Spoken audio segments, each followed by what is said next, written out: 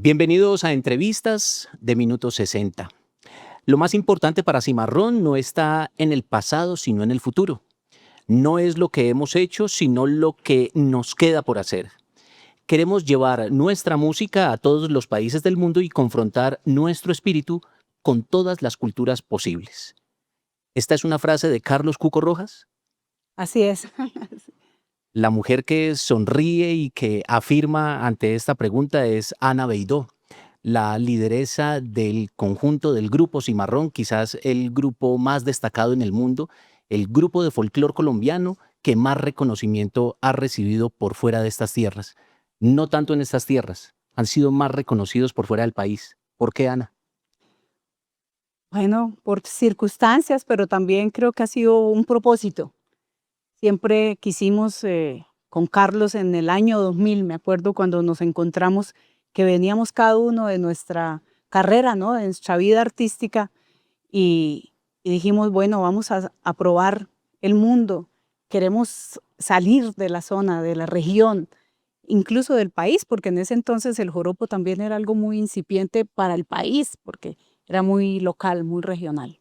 Uno podría decir que Cimarrón existe desde el año 1986, 39 años, pero solo porque Carlos Cuco Rojas dedicó a hacer una especie de trabajo de mezclas, de reunir una cantidad de personas para hacer trabajos en el exterior. Pero Cimarrón, como su nombre lo indica, ya como grupo constituido, existe desde el año 2000, ¿verdad? Sí, como ese concepto más bien de hacer una propuesta para internacionalizar, ¿no? A Cimarrón. Claro, desde el 82 incluso, Carlos tocó en la entrega del Premio Nobel Claro que en sí. Estocolmo. Él estuvo en la entrega del Premio Nobel de Sí, Literatura de Carlos Gabriel tocó García allá, Márquez. tocó Pajarillos allá y desde ahí pues él siempre también quiso, ¿no? Que poder pensar en el joropo como una música al nivel de las grandes músicas del mundo y en el 2000 es cuando dijo, vamos a hacerlo de manera más decidida. Comenzamos este encuentro con Ana Beidó mencionando a Carlos Cuco Rojas, el gran arpista colombiano, un gran arreglista, un cultor del folclor nacional y quizás una de las primeras personas que llevó el joropo a tierras extranjeras.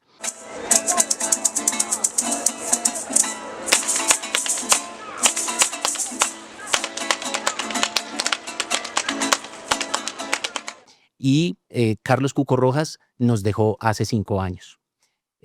Ana, ¿cómo se suple la ausencia de un ser querido? Usted lo tuvo que hacer prácticamente de manera doble, para su colega, para la persona con la que usted se subía a la tarima, pero aparte de eso, también su compañero de vida. ¿Cómo ha suplido la ausencia de Carlos Cuco Rojas? Pues fue un momento muy difícil en ese momento, porque imagínese, era el año, pues era 2019, fuimos a los Grammy latinos porque estábamos nominados, llegamos a preparar nuestra gira por el Reino Unido, estábamos muy emocionados y bueno, pues sucedió que Carlos falleció y entonces yo, pues eso fue un momento muy difícil. Yo dije, lo mejor es hacer todo lo que queríamos hacer. Era la mejor manera de honrarlo. Y así fue. La gente lo veía como que yo era demasiado fría, como que eso no está bien. No, la gente no entendiera que eso era lo que Carlos quería. ¿Qué hice? Dije, me voy a honrar a Carlos, me voy a hacer ese homenaje por el Reino Unido y tocamos todos esos conciertos.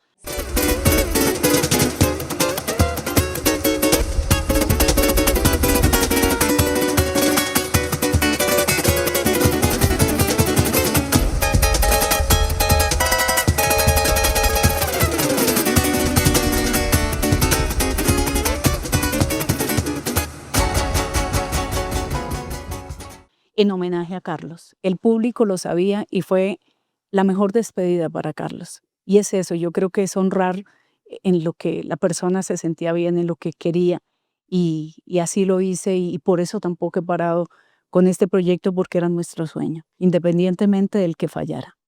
Yo debo advertir que para poder construir una entrevista como estas con una persona tan conocedora de la cultura colombiana y además eh, cultora del folclore, del joropo, que viene de las sabanas colombo-venezolanas, tuve que acudir a una gran amiga, colega de profesión, pero al mismo tiempo colega suya. Le hablo de Hilda Ramos, artista colombiana que hoy hace patria en Chile. Y bueno, yo quería rendirle también un homenaje a ella porque mucho de el acercamiento que he tenido la oportunidad de tener con la música llanera fue gracias a ella. Ajá. Y bueno, creo que hasta han compartido escenario, ¿verdad? Claro, yo creo que Hilda me hace recordar eso, como esa etapa incipiente, si se dice así, donde empezamos y todos empezamos a probar lo que es montarnos a un escenario. Y son esos pequeños estaderos, esos sitios que en ese entonces, digamos, era donde nos fogueábamos, ¿no?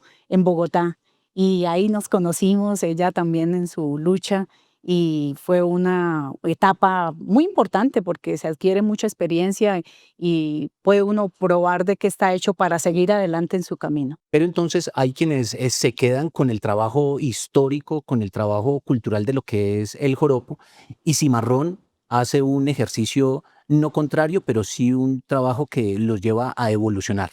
Eh, ¿Cómo hace Cimarrón, cómo hace usted para mantener viva esa existencia del folclore colombiano en el trabajo que ustedes hacen que tiene mucho de fusión?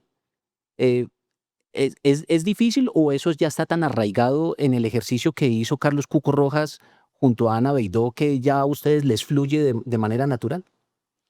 Pues sí, bueno, ese trabajo, como le decía, desde el 2000, hubo que pensar la música, hubo que reflexionar acerca de lo que había, el sonido que había del joropo, y si con ese sonido era que íbamos a conquistar el mundo. Y eso nos llevó a indagar en muchas cosas. Bueno, eh, la percusión amerita, digamos, porque en ese entonces el formato era, digamos, la percusión era las maracas únicamente. Sí. Nosotros dijimos, bueno, vamos a hacer Claro, porque la base en el joropo es el arpa, el arpa, el cuatro, ujú, las maracas y el bajo. y el bajo.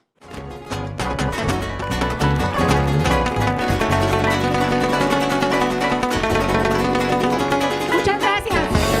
Somos Cimarrón. Gracias. Eso es lo básico. Y el bajo era el único elemento eléctrico, electrónico que participaba, además de la voz. Claro que sí. Entonces el bajo, pero nosotros dijimos, bueno, vamos a crecer en la percusión. Y vimos un elemento muy importante que es el zapateo en el hombre. Dijimos, ese zapateo lo que indica es que en algún momento el joropo tuvo más percusión de lo que uno se imagina. Y estaba ahí en esos zapateadores. Entonces empezamos a incluir el zapateo, pero en la masa sonora de la banda. Sí. Por eso fue que buscamos un instrumento en el que se pudiera hacer y fue el cajón.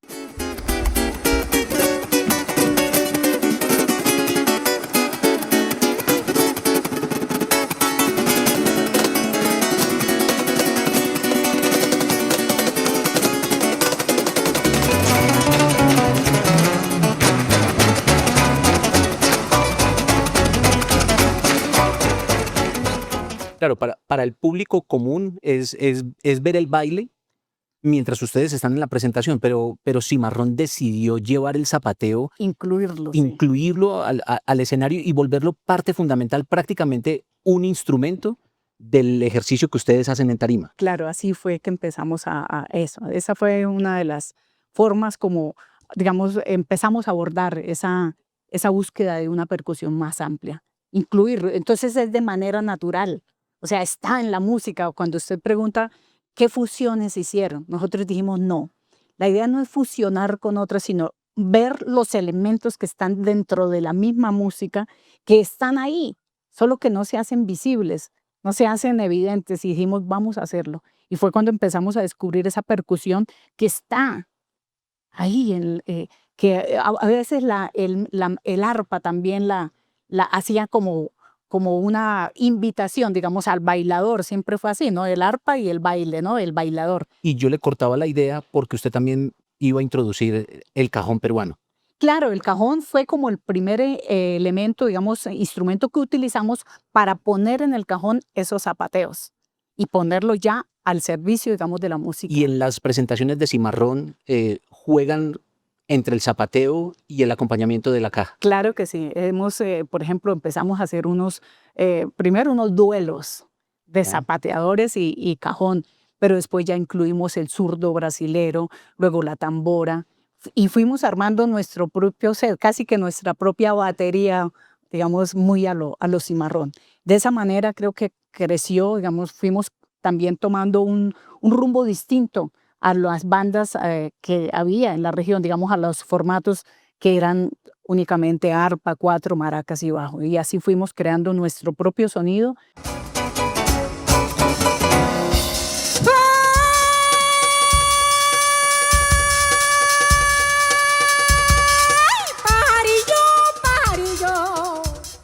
Nuestra propia identidad, digamos, sonora. Y es quizás esta decisión, Ana, lo que lleva a que ustedes terminen prácticamente enfrentados o de cierto modo con una diferencia con lo que ocurría con el folclore tradicional. Eso ha dado a que ustedes terminen quizás marcados, señalados, cuestionados en el folclore colombiano, en sus propias tierras. A ustedes quizás los han puesto a un lado simplemente por el hecho de tomar esa decisión. Claro, en ese momento fue más difícil, creo. Nos daban durísimo, nos decían que estábamos dañando el folclore. Lo que no entendía la gente era que eso estaba ahí mismo, ahí en el folclore, solo que al contrario, lo estábamos dignificando y le estábamos diciendo, señores, esto tiene más, esto ahí tiene más, nuestra música tiene más cosas para mostrar. Y eso fue durísimo para los tradicionalistas. Pero a mí lo que más me encanta, y lo digo sí, con orgullo, es que estos elementos se fueron agarrando, digamos, los jóvenes que son los que quieren innovar, los que quieren sentirse que están al día, digamos, con el sonido del mundo. Y eso ha llevado incluso a considerar, pero eso estaba en la tradición, ahora se dice, pero ¿de dónde viene el cajón? ¿De dónde vienen el zapateador? Por ejemplo, Solís dice, no, eso estaba en la tradición. No, Lo que esa no es se una, acuerdan es que es una unión, es una viene original de alguien Cimarrón, claro. que empezó, ¿no? Pero eso me alegra de ver que ahora hace parte de la tradición, ¿no? Y aún uno lo reclaman como parte de la tradición. Y digo, ese era el objetivo. Bueno, entonces si hablamos del ámbito internacional, Carlos Cuco Rojas y Ana Beidó también le introdujeron al joropo un poco de jazz, uno siente aires flamencos, y se me viene a la cabeza un artista que muy seguramente puede ser referente suyo y es José Monje Cruz, Camarón de la Isla. Camarón. Camarón de la Isla, la gran figura del flamenco en España, termina siendo señalado por el mismo hecho, revolucionó el flamenco y con el paso de los años se convirtió en la figura institucional de los aires flamencos. ¿Algo así le ocurre a Cimarrón? Yo creo que nos pasó igual que Camarón. Mire, qué coincidencia. Yo soy así una amante del flamenco. Creo que con Camarón me adentré mucho a conocer el flamenco y de ahí fui a los cantadores más profundos, incluso más allá de Camarón. Pero a mí me sonó mucho siempre también la historia de Camarón. Y creo que de las cosas que decía Camarón es, ahorita no están preparados para entenderme, ¿no? Pero algún día me van a entender. Y ahorita es cuando uno ve todo el mundo, cómo recuerda a Camarón, ¿no? Cómo usan a Camarón, digamos, como un referente, decir, si él lo hizo, ¿por qué no lo vamos a hacer nosotros, ¿no? En el flamenco. Y creo que eso fue para nosotros algo así. O sea, hace 25 años innovar, hacer cosas, jugar un poco, porque yo digo fue jugar con los elementos de la tradición, nos costó muchas críticas y ahora la gente, digo, ahora sí lo entienden. Y cuando uno entiende algo y puede decir, entiende la música de lo que está hablando esa persona, ¿y qué es entenderla? Tomarla y hacer hacer lo mismo que ese personaje hizo y hacer lo propio, ¿no? O sea, como suyo, ¿no? Entonces digo, nosotros consideramos que la gente entendió nuestra propuesta porque ahorita está en los jóvenes. La gente lo está haciendo, los jóvenes están zapateando y ahora, Entonces, de esa manera. eso que pudo ser inicialmente un juego se convirtió prácticamente en una institución con la firma de Cimarrón y ustedes se van al mundo. El mundo los acogió. Yo la he visto a usted en muchos momentos, en algunas entrevistas que he podido apreciar, y usted habla de cómo ya prácticamente Cimarrón le ha dado varias veces la vuelta al mundo. Ya viene octubre y ustedes se van para Taiwán. ¿Cómo es que llegan a Taiwán? 哥伦比亚的大地之旅，Cimarrón 的音乐冒险。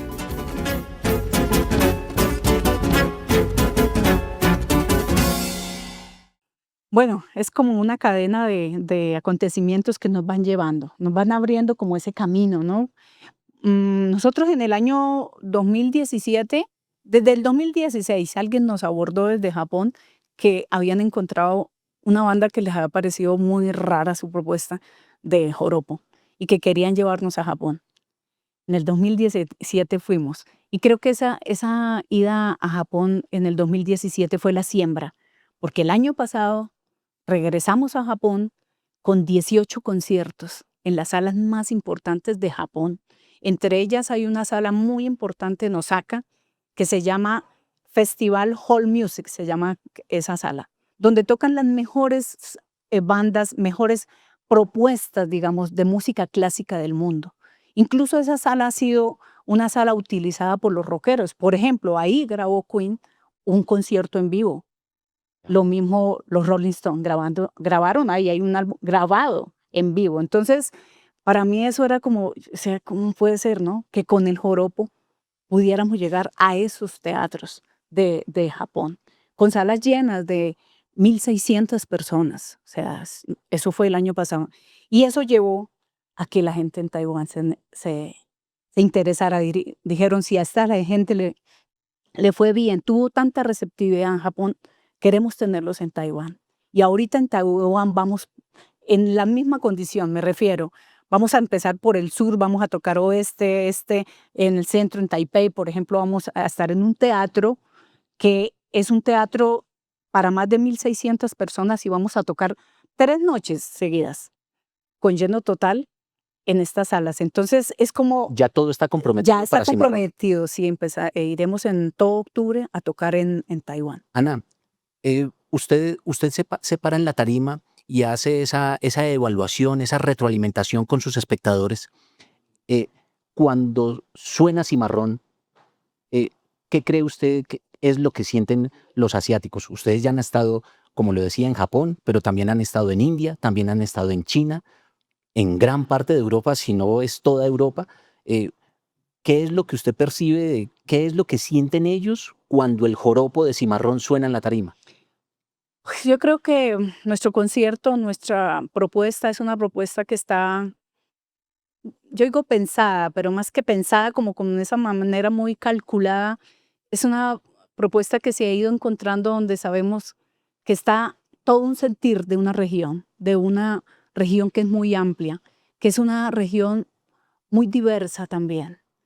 Y nuestra espectáculo, nuestra propuesta en Cimarrón contiene todo ese viaje emocional, digamos, donde un oyente y también una persona que esté viendo a Cimarrón viaja y puede hacerse una idea de lo que somos, de lo que es esta cultura, de lo que es esta región, de lo que son los seres humanos quienes integran la región a través de lo que nosotros transmitimos, tanto en el canto como en la danza, como en esa fuerza, digamos, que presentamos a través de nuestras canciones. Usted misma ha dicho que usted no solamente, pues, de origen boyacense, porque usted nació en Otanche, Boyacá, Sí. pero usted se siente una mujer llanera y, y usted ha señalado que ustedes no solamente quieren parecerse del Orinoco, sino que ustedes son del Orinoco. Ujú. Y siento yo que cuando me advierte que la gente quizás viaje, siento también que hacen una especie de viaje ancestral, porque ustedes están atravesados por la musicalidad de los indígenas sicuani, ¿verdad? Ujú, claro que sí. Pues cuando yo digo eso, también como mujer boyacense es porque considero que la Orinoquía y la música, digamos, que se hace en la región también está atravesada, si seguimos hablando de eso, por el sentir de esa, de esa, de eso andino que también hizo parte, o sea, que fue conformando ese sonido de la Orinoquía. Y eso se expresa en la Claro, sonoridad de Cimarrón. de Cimarrón también. O sea, nosotros lo tenemos. O sea, yo me acuerdo en el 2005 cuando empezamos a usar nosotros en Cimarrón el tiple. Mucha gente de la región decía, pero ¿qué haces si es que eso no es llanero, no? Pero es que se les había olvidado que los joropos antes se hacían era con tiples, con instrumentos andinos, porque ese formato de arpa 4 y maracas y bajo era algo que habíamos heredado de Venezuela, hay que decir, ese formato es venezolano, Claro. que nos encantó y lo agarramos porque era muy hermoso y porque esos cantadores nos contagiaron con ese estilo y eso fue pues un poco arrinconando nuestra organología, digamos, de los llanos y se fue llenando, pues digamos, todo el sonido de la Orinoquía solo con ese único formato. Nosotros en Cimarrón dijimos, vamos a recuperar ese sonido que tenía antes la llanura, ¿no? Y trajimos el tiple. Eso también fue como que, ¿qué hace esa gente haciendo eso? Ahorita todo el mundo suena volvieron a acordarse de que teníamos esas cuerdas y eso me parece fabuloso, fabuloso. Bueno, la segunda batalla, o quizás la tercera batalla suya en este trabajo folclórico es su presencia femenina.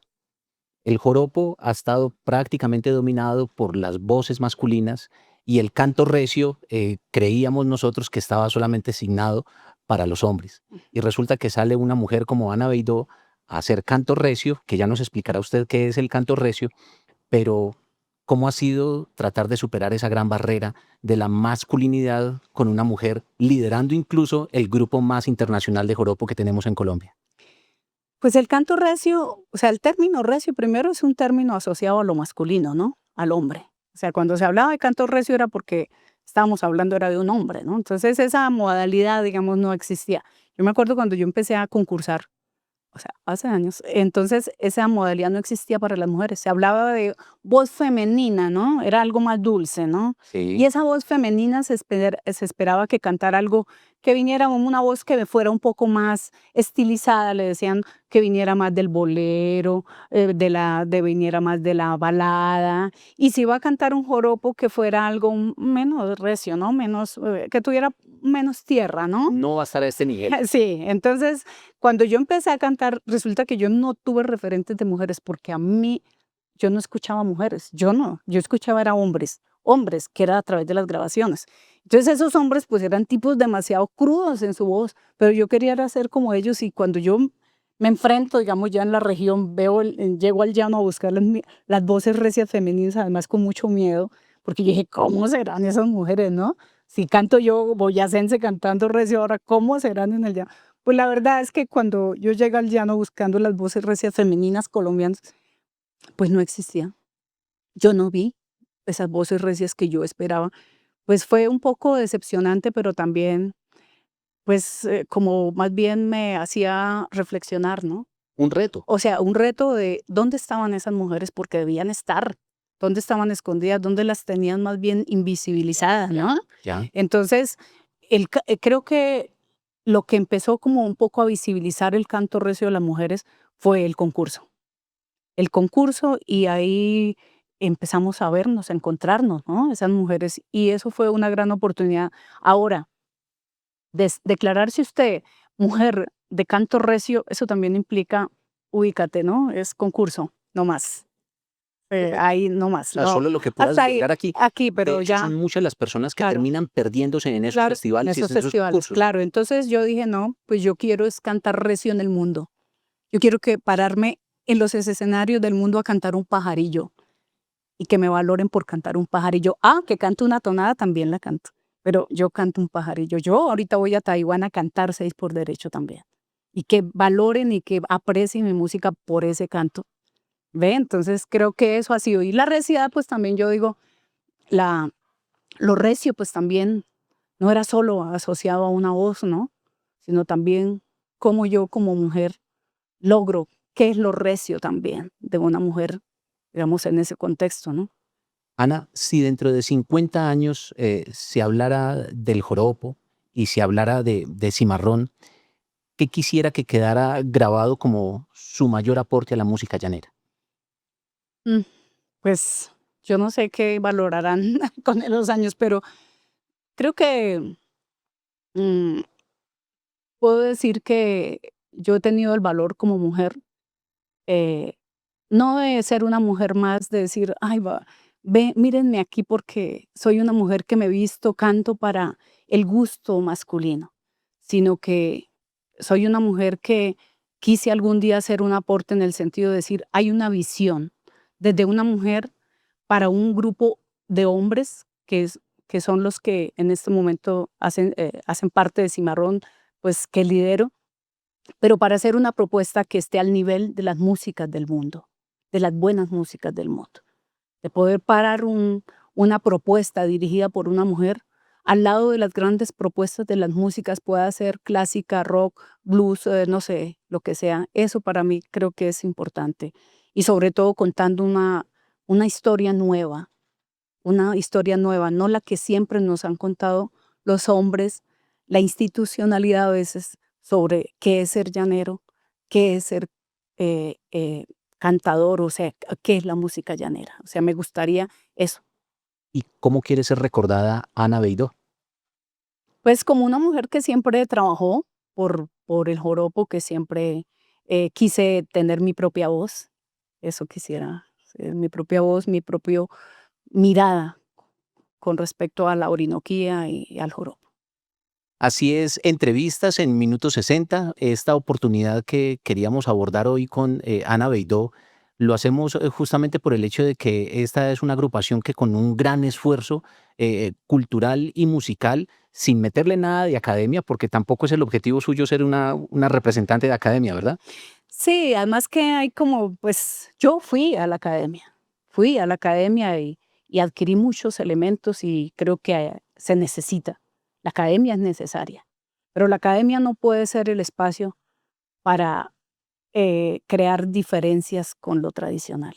Al contrario, debe ser una herramienta para poder sacar toda esa fuerza que se tiene de lo tradicional y poderla entender, pero no puede ser el camino, o sea, a través de la academia llegar a lo tradicional. Yo pienso en lo contrario.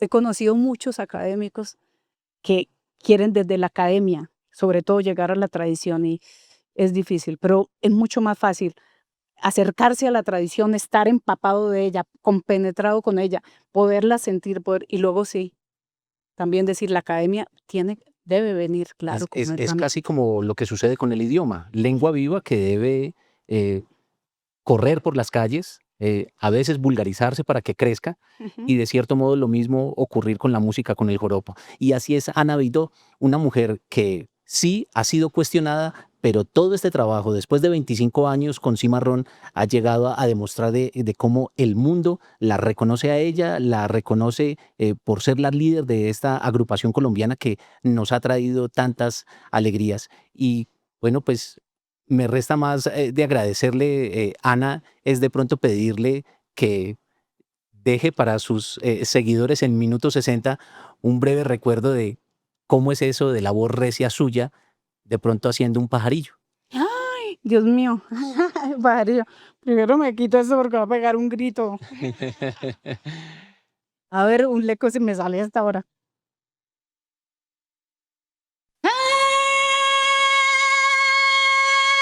Pajarillo, pajarillo, cantar de la tierra mía, llanuras de la harinaca, sabana recia y bravía, en tus senderos me crié, entre aguacero y sequía. Vengo cantando una copla prendida en el alma mía, como el polvo del camino que crucé en mi travesía. Mi copla sabe a corral, a caballo y vaquería. Pajarillo, pajarillo, Colombia, tierra querida. Ana, muchas gracias. Gracias por estar en Minuto 60 y gracias por tremendo regalo que nos ha dado hoy. Gracias a usted. Y a ustedes, recuerden tener siempre presente la posibilidad de encontrarse con nosotros en entrevistas aquí en Minuto 60. Yo soy Andrés Marín Martínez y recuerden, Minuto 60 es un infinito de información.